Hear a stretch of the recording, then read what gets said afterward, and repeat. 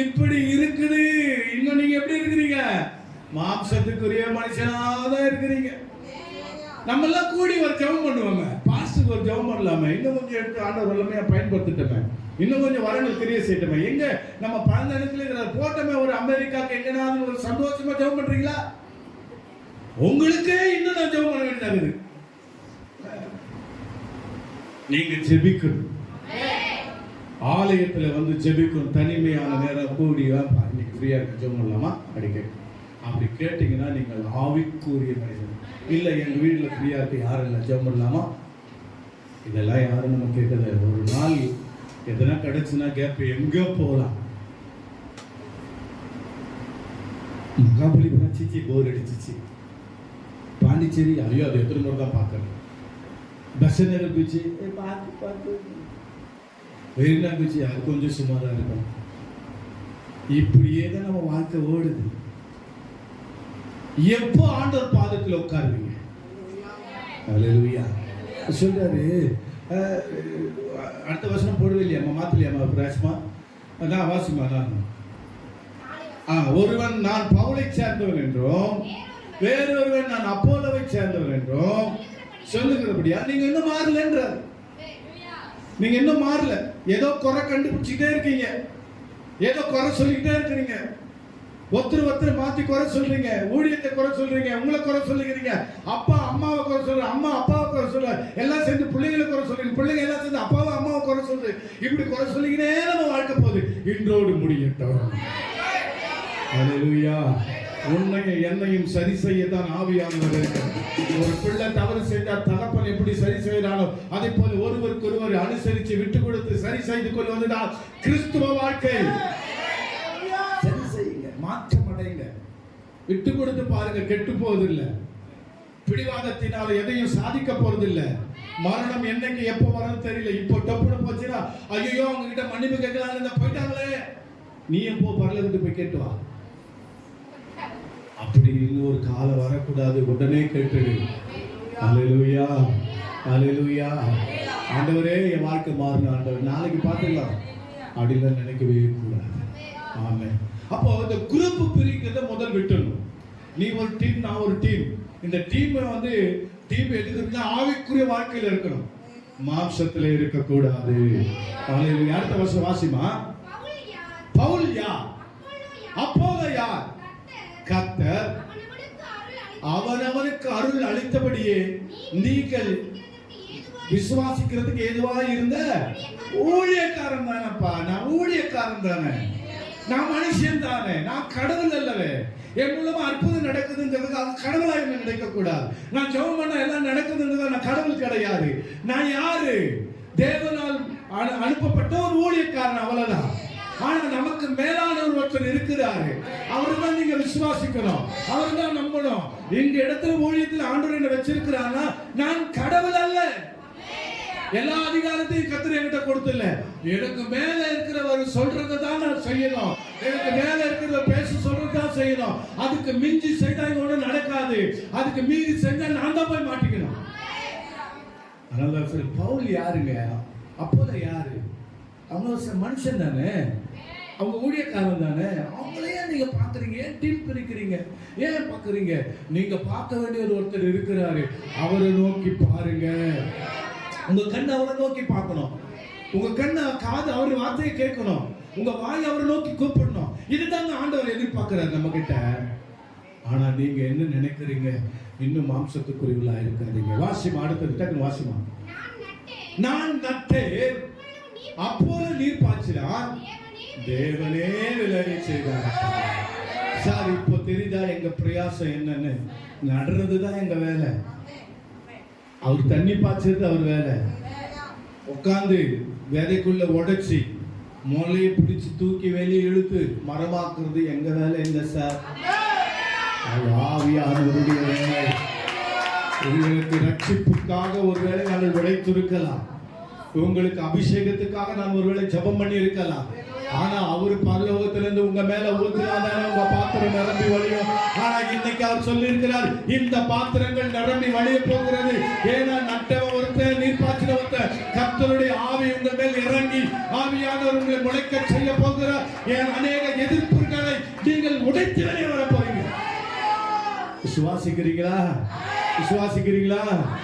ஆமா, பூமியை பிளந்து கொண்டு அந்த முளை எப்படி எல்லாத்தையும் தகர்த்து எதிர்த்து அது வெளியே வருதுன்னா அதை கேட்டா தான் அந்த ரகசியம் தெரியும். விதை போட்ட முளைச்சு வந்துருச்சு இல்ல, அந்த பூமியை கிழித்து கொண்டு வந்திருக்கிறது.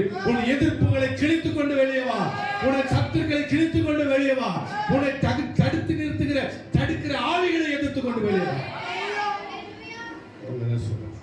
நான் நட்டேங்க, அவர் தண்ணீர் பாய்ச்சல், அவ்வளவுதான். அது வளர்ந்ததுக்கு காரணம் நாங்க இல்லை, நீங்க வளரணும். ஆவிக்குரிய இது ஜபத்தை நான் நடக்கிறேன், உங்களுக்கு பிரசங்கத்தை நான் பண்ணலாம்.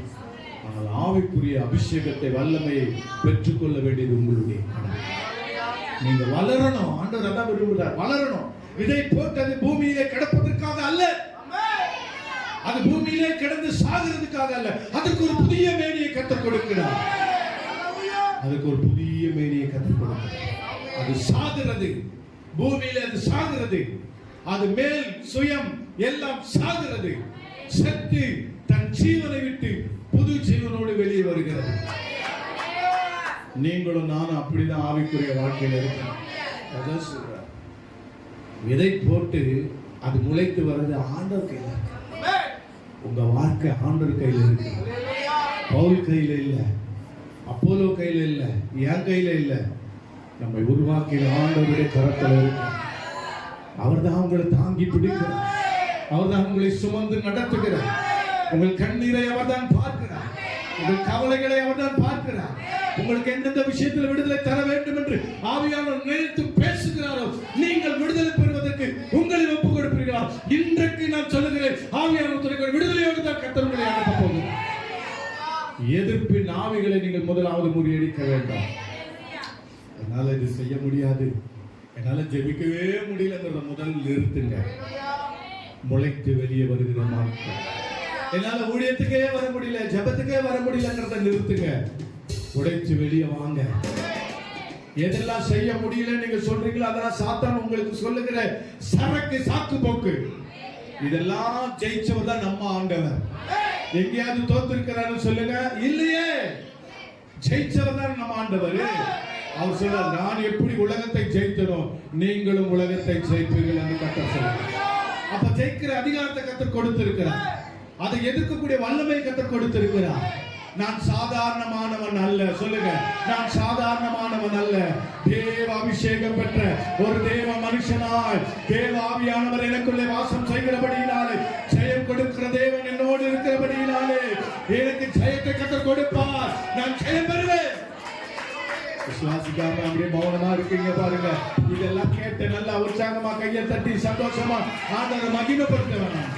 உன் வாயை திறக்காத வரைக்கும் உனக்கு எந்த நன்மையும் நடக்காது சார். அது சொல்ற, இந்த மாம்சத்துல நீ இருக்காத, ஆவியிலே வா. எந்த நேரத்துல வாயை திறக்கணுமோ அந்த நேரத்துல வாயை உன் மேல குற்றம் சுமக்கும் போது நீ வாயை திறக்காம நீ குற்றவாளி ஆயிடுற. அந்த நேரத்துல வாயை திறக்கணும். எந்த நேரத்துல வாயை திறக்க கூடாது அந்த நேரத்துல வாயை திறக்க கூடாது. அப்ப திறந்தா தவறாயிடும். ஆவியானவர் என்ன சொல்லுங்க, தேவ சமூகத்தில் உட்கார்ந்து கொண்டு இருக்கிற கர்த்தரை துதிப்பதற்காக தான் வந்திருக்கிறோம், ஆராதிப்பதற்காக தான் வந்திருக்கிறோம். இது வாய் திறக்கிற நேரம், என் கர்த்தரை உயர்த்துகிற நேரம், அவரை மகிமைப்படுத்துகிற நேரம். அவரை போல நல்லவர் ஒருவரும் இல்லை. அவர் என்ன தெரிந்து கொண்டதினாலே நான் பாக்கியவான், நான் பாக்கியவானி.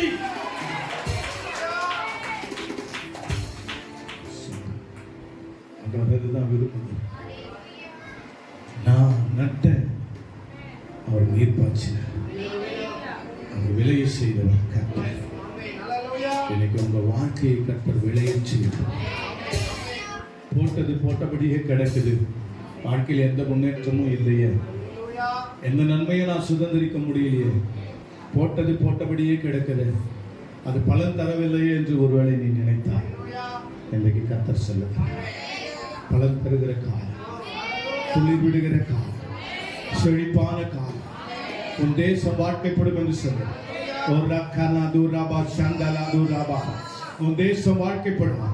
கர்த்தர் உனக்கு பலனை கொடுக்கிற நாட்கள், நிம்மதியாய் அறுவடை செய்கிற நாட்களிலே நீ வந்திருக்கிறாய். கண்களை நன்றாய் திறந்து ஆண்டவரை நோக்கி பார், என் வாழ்க்கையின் ஒளியை பார், என் வாழ்க்கையின் வெளிச்சத்தை பார்.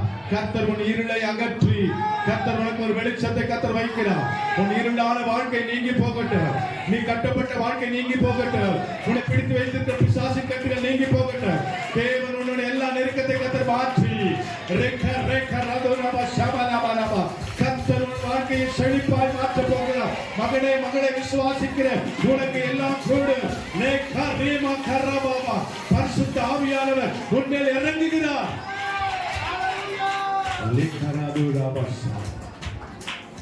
வாழ்க்கையின் செழிப்பை கத்தட்ட போட்டது போட்டபடி அல்ல, அதிலிருந்து ஒரு ஆசீர்வாதத்தை காணும். இதுவரையில் இதிலிருந்து நான் எந்த ஆசீர்வாதத்தை எடுக்கலையே. ஆசீர்வாதத்தின் காலம் வந்து விட்டது. விசுவாசிக்கிறீங்களா? கர்த்தர் என்னை உயர்த்தும் காலம் வந்துருச்சு. நான் அவருக்கு நம்புறேன். நான் அவரை நம்புறேன்ப்பா. நான் அவரை நம்புறேன். இயேசுவே நான் உங்க நம்புறேன் ஆண்டவரே. இயேசுவே நான் உங்க நம்புறேன். நான் செழிப்பாய் இருப்பேன் ஆண்டவரே. இந்த பூமியில செழிப்பாய் இருப்பேன். சபையில நான் செழிப்பாய் இருப்பேன். வேலை செய்கிற இடத்துல நான் செழிப்பாய் இருப்பேன். என் சொந்த பந்தங்கள் மத்தியில் நான் செழிப்பாய் இருப்பேன். கர்த்தர் என்னை செழிப்பாய் மாற்றுகிறார். ஏன்னா வேலையை செய்கிறவர் அவர்தானே. எல்லாம் மாறுதல், எல்லாம் மாறுதல்.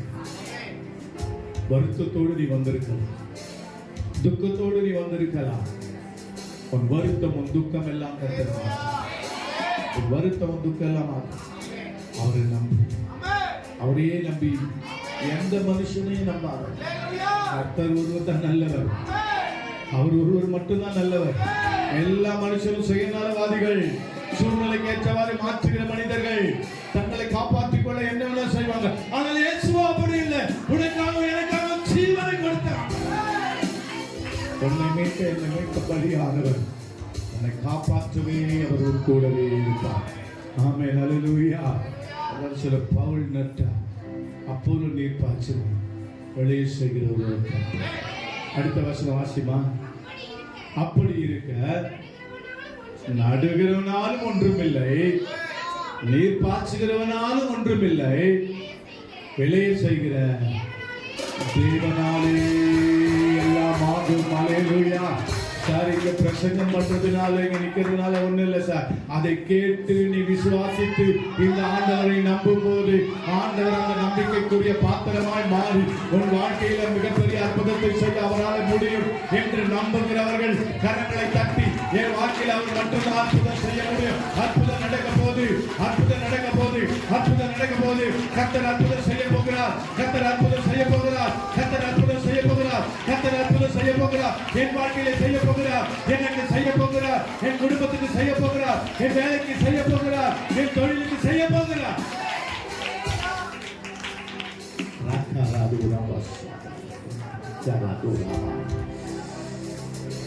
என்னால ஒண்ணு இல்லைங்க.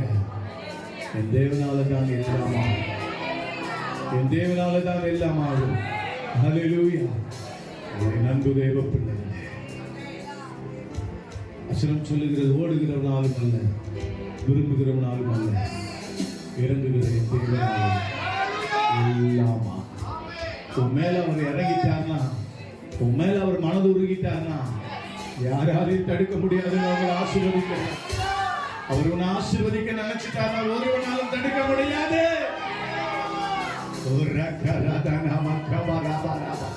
அவரிடத்துல பாத்திரவான்களா மாறுங்க. இப்போ அவரிடத்துல பாத்திரவான்களா மாறுங்க. என்னை ஆசீர்வதிங்கப்பா, என்னை ஆசீர்வதிங்க.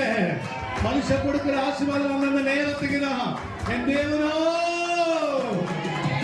நிறைவாய் கொடுக்கிற தேவன், நிறைவாய் கொடுக்கிற தேவன், வஞ்சகம் இல்லாமல் கொடுக்கிற தேவன், பிசினித்தனம் இல்லாமல் கொடுக்கிற தேவன், வாரி வாரி அவருக்கு பிரியமானவர்களுக்கு கொடுக்கிற தேவனாய் இருக்கிறார். நீங்க நான் அவருக்கு பிரியமான ஒரு மகனாய், பிரியமான ஒரு மகனாய் மாறுவோமா? அப்படியே ஒப்பு கொடுப்போமா? எழுந்து நிக்கலாம். எழுந்து நின்று கொஞ்ச நேரம்